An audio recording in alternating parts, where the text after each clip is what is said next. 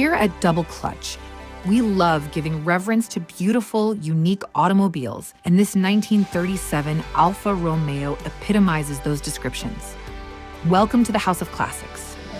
Sir Michael, would you please do the honor of announcing this year's recipient on behalf of the founders?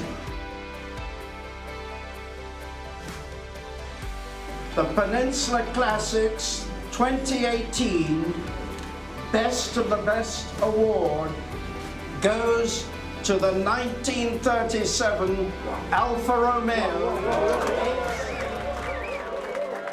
2.9 Berlinetta.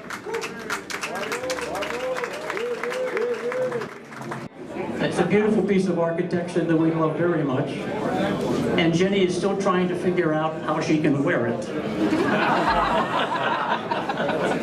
Thank you to everyone.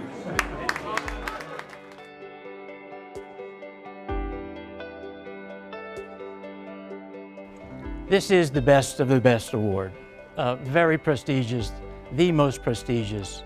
It's a selection of the cars that won all the other concourses in the world.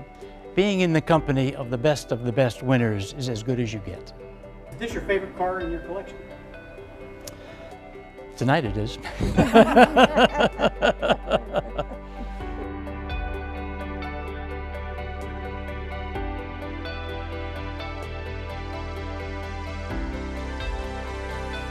Well, this is a very exciting day for us at the Quail Motorsports Gathering here in Carmel, California.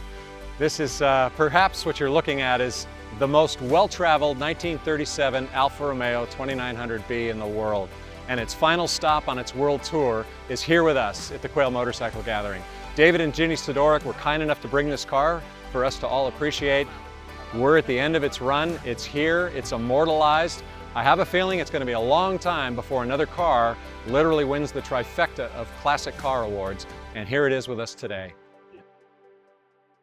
A friend of mine started to collect cars, and he would have dinners and invite very important car people.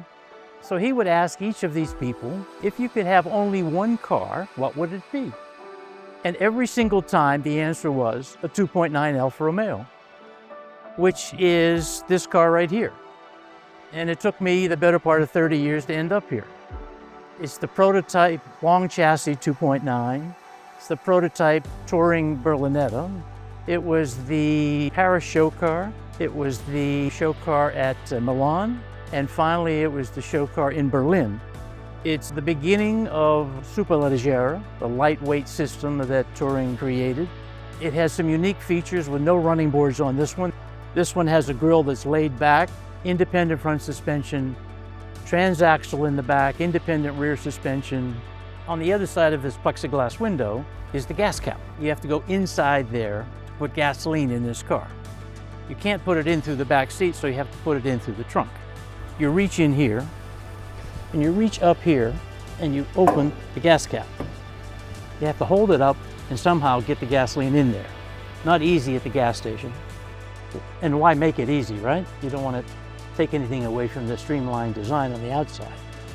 Covering this gas cap is another piece of plexiglass that keeps the fumes out from coming inside the car. But very complex, a piece of beauty unto itself. It is a Grand Prix car.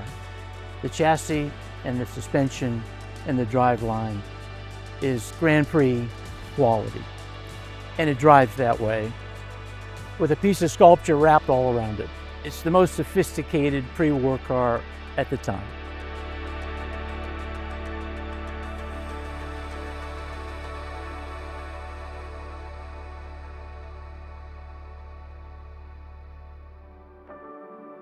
We hope you enjoyed witnessing this rare automotive feat. We'll see you again Thursday for Double Clutch's next restoration segment.